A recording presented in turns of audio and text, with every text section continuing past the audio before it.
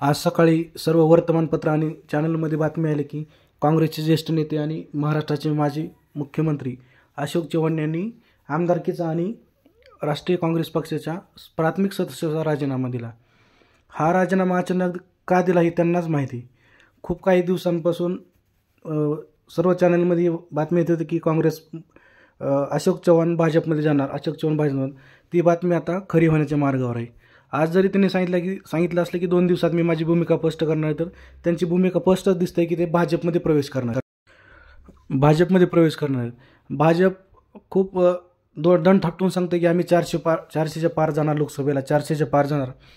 पण सर्व पक्षाचे मोठे मोठे नेते फोडून 400 पार जाण्याला काही अर्थ नाही.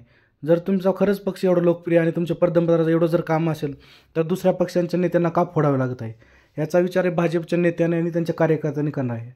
आणि जे पक्ष सोडून भाजप जात आहेत त्यांच्या कार्यकर्त्यांना एवढंच सांगायचं की ते पक्ष तुमच्यासाठी सोडत नाहीत, ते स्वतःच्या स्वार्थासाठी आणि स्वतःचे काळी कामं झाकण्यासाठी पक्ष सोडत आहेत.